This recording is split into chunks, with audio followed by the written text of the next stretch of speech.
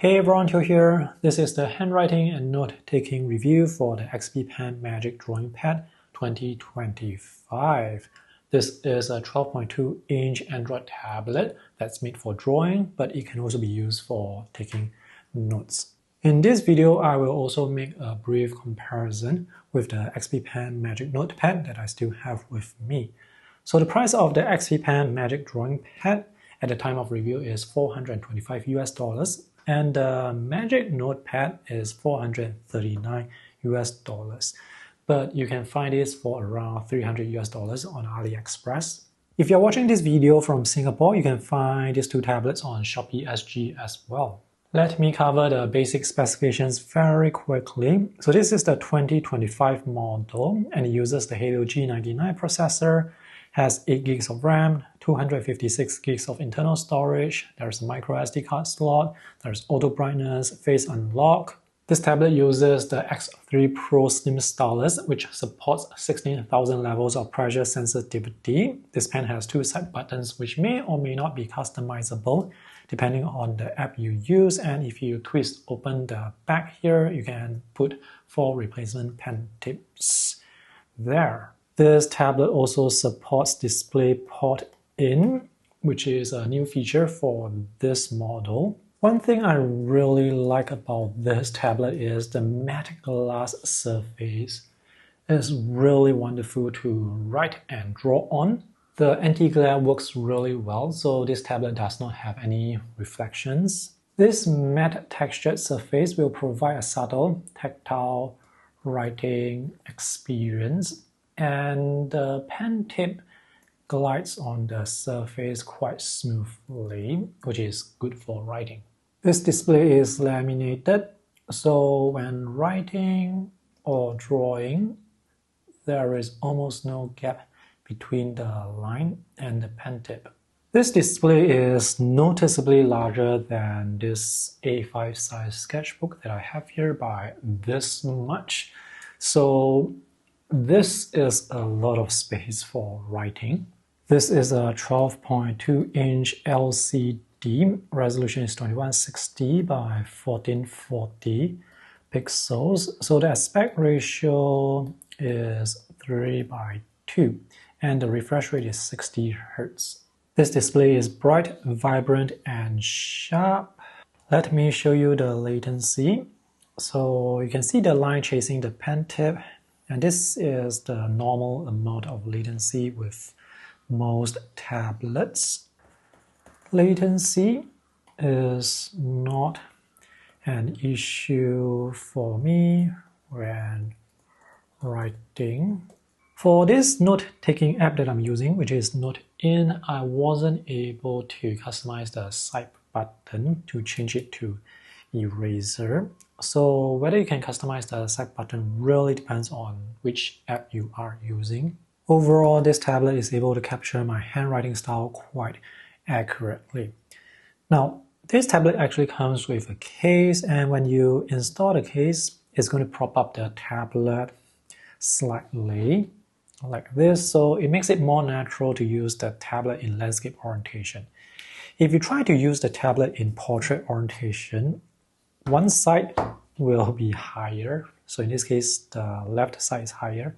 I feel like it's kind of weird to write like this with the other side higher. And if I turn it the other way, this side now is higher. So the case makes it quite unnatural to write when the tablet is in portrait orientation or vertical orientation. There is palm rejection. However, palm rejection is not flawless. Sometimes when I draw, now this is much less of an issue when writing, but sometimes when I draw, I would activate the undo gestures just by resting my palm on the display. But here you can see as I rest the palm on the display,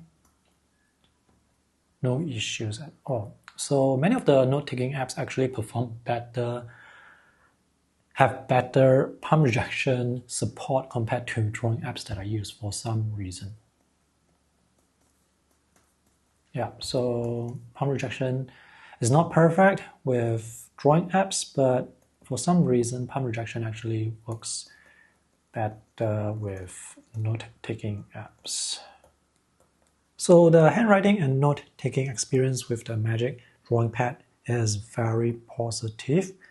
But how does this compare to the Magic Notepad? Well, this tablet is slightly smaller. The body of this tablet is actually the size of the LCD of the Magic Drawing Pad. So this is actually a 10.9-inch display or an 11-inch display. It's LCD as well, and it has this matte glass surface as well, so you also get that subtle tactile writing experience. The Magic Notepad uses the X3 Pro Pencil 2, which has one side button. This pen also supports 16,000 levels of pressure sensitivity.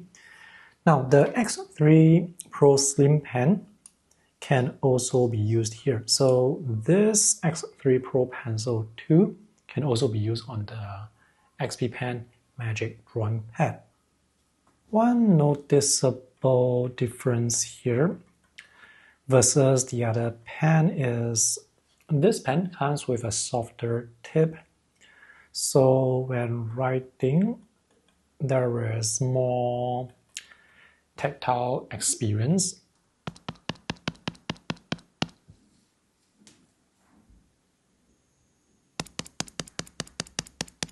The sound difference is quite subtle. Anyway, the tactile experience for both pens is very similar. Another difference is the display for the Magic Notepad has 90 Hz refresh rate. Latency for the XPPen Magic Notepad is actually quite similar to the Magic Drawing Pad. It's just that with the 90 Hz refresh rate, the animation of the line as it appears on the display is smoother. So when the line appears, it's not as choppy compared to 60 Hz. That's all. But otherwise, when drawing or writing, you can still see that latency when you're looking for it. So there's still latency, but animation is smoother. Palm rejection is not perfect, but again, for note-taking apps, palm rejection is not really an issue. Yep, no issues with palm rejection here. Oh, one thing I like about this tablet is you can have it completely flat on the table because there's no camera bump behind, which may be a downside if you need the camera for whatever reasons, such as taking photos or scanning QR codes. I should also mention that the XPPen Magic Notepad only has 6 gigs of RAM and 128 gigs of storage, and there is no micro SD card. Now, the overall writing experience on the Magic Notepad is very similar to the Magic Drawing Pad. Now, between these two tablets, the Magic Drawing Pad is actually the more capable tablet with more features, and this tablet is more of a no-frills tablet, except it has the matte glass surface, which is really wonderful to write on. By the way, these two tablets actually have more differences, and I will talk more about them in a separate video. Now, if you are looking for a tablet just for note-taking, maybe you can go with the XPPen Magic Notepad, which is $300 on AliExpress. So this is $100 cheaper compared to the Magic Drawing Pad, which is $400 over US, but this is the more capable tablet. Now, the battery capacity for these two tablets is 8,000 mAh, but for some reason, the Magic Drawing Pad actually has longer battery life, even though both tablets are using the same Helio G99 processor. Alright, that's it. To conclude, both tablets have good writing experience. Which one to go for is just, well, personal preference. Oh, before you go, I have a favor to ask from you. If you have the intention to buy any one of the two tablets, consider using the affiliate links that I have for you in the video description below to support my YouTube channel. I get to earn some commission through each sale, but at no extra cost to you.